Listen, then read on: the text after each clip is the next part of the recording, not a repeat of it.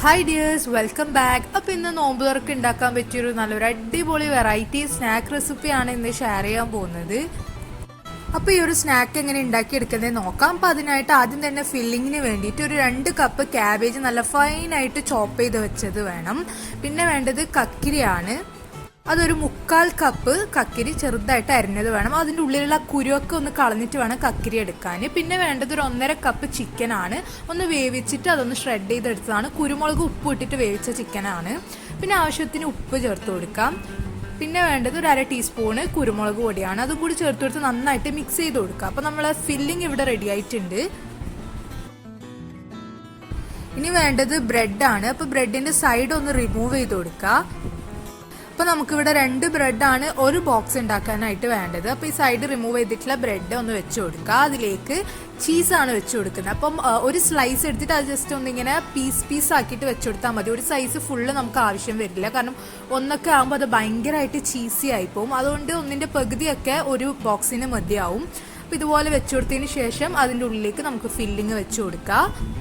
ശേഷം അതിൻ്റെ മേലെ ഒന്നും കൂടി ഇതുപോലെ ചീസ് വെച്ച് കൊടുക്കാം. അപ്പം ഒരു ചീസിന്റെ സ്ലൈസ് നമുക്ക് 2 ബോക്സ് ഉണ്ടാക്കാനായിട്ട് യൂസ് ചെയ്യാം. ഇനി അതിൻ്റെ മേലെ ഒരു സ്ലൈസ് ബ്രെഡും കൂടി വെച്ച് കൊടുക്കുക. ഇതുപോലെ എല്ലാം തന്നെ ഉണ്ടാക്കി വെക്കുക. അപ്പം ഈ പറഞ്ഞ ഫില്ലിങ്ങിന്റെ മെഷർമെന്റിൽ എനിക്കിവിടെ ഏകദേശം 9 സാൻഡ്വിച്ചസ് ഉണ്ടായിട്ടുണ്ട്. ഇനി നമുക്കൊരു ബാറ്റർ ഉണ്ടാക്കി എടുക്കണം. അപ്പോൾ അതിനായിട്ട് മിക്സിയുടെ ജാറിലേക്ക് 1 കപ്പ് മൈദ ഇട്ട് കൊടുക്കുക. അതിലേക്ക് 1 മുട്ട ചേർത്ത് കൊടുക്കുക. പിന്നെ ആവശ്യത്തിന് ഉപ്പ് കൂടി ചേർത്ത് കൊടുക്കുക. ഇനി അതിലേക്ക് ആവശ്യത്തിന് വെള്ളം കൂടി ചേർത്ത് നല്ല ബാറ്റർ ആക്കി എടുക്കുക. നല്ല തിന്നായിട്ടുള്ള ബാറ്റർ ആക്കി എടുക്കുക. നമുക്കിത് ദോശ ചുട്ടെടുക്കാണ് വേണ്ടത്. തിന്നായിട്ട് വേണം കേട്ടോ ദോശ ചുട്ടെടുക്കാൻ. അപ്പോൾ അതുകൊണ്ട് തന്നെ നല്ലൊരു തിൻ ബാറ്റർ ആയിട്ട് വേണം ഇത് ഉണ്ടാവാനായിട്ട്. ഇതാ കണ്ടില്ല, നല്ല ലൂസായിട്ടാണ് നമ്മുടെ ബാറ്റർ വേണ്ടത്. ഇനി ഒരു പാന് ചൂടായതിന് ശേഷം അതിലേക്ക് 2 സ്പൂണോളം തന്നെ മാവ് ഒഴിച്ച് നന്നായിട്ട് വേണം. നല്ല വലിയ ദോശ തന്നെ ഉണ്ടാക്കിയെടുക്കുക. കാരണം നമുക്ക് ഈ സാൻഡ്വിച്ചസ് അതിൽ പൊതിഞ്ഞെടുക്കാനുള്ളതാണ്. അപ്പോൾ അത്യാവശ്യം നല്ല വലിപ്പമുള്ള ദോശ തന്നെ ഉണ്ടാക്കിയെടുക്കാം. അപ്പോൾ അത് മറിച്ചിടരുത്. ഇതുപോലെ ഒഴിച്ചൊന്ന് ആയിക്കഴിഞ്ഞാൽ പെട്ടെന്ന് തന്നെ എടുക്കുക. കുറേ ടൈം വെച്ച് ഉണങ്ങുന്നത് വരെ വെയിറ്റ് ചെയ്യാൻ പാടില്ല. അപ്പോൾ ഇത് ഈ ദോശയിലേക്ക് സെൻറ്ററിലായിട്ട് തന്നെ നമ്മുടെ ഈ ഒരു സാൻഡ്വിച്ച് വെച്ച് കൊടുക്കുക. ശേഷം അത് നന്നായിട്ട് തന്നെ കവർ ചെയ്തെടുക്കാം. 4 സൈഡ് ഇതുപോലെ മടക്കിയിട്ട് നല്ലൊരു ബോക്സ് ആക്കി എടുക്കാം.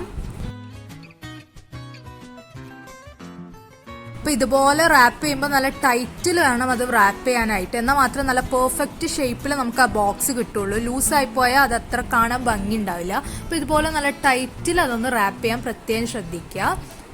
അപ്പോൾ ഇത് റെഡി ആയിട്ടുണ്ട്. അപ്പോൾ ഇതേപോലെ എല്ലാ സാൻഡ്വിച്ചും ഇതുപോലെ റാപ്പ് ചെയ്തെടുക്കാം. ഇനി ഒരു ബൗളിലേക്ക് 2 മുട്ട പൊട്ടിച്ചൊഴിച്ചു കൊടുക്കുക. അതിലേക്ക് 2 ടേബിൾ സ്പൂൺ വെള്ളം കൂടി ചേർത്ത് നന്നായിട്ട് തന്നെ മിക്സ് ചെയ്തെടുക്കാം.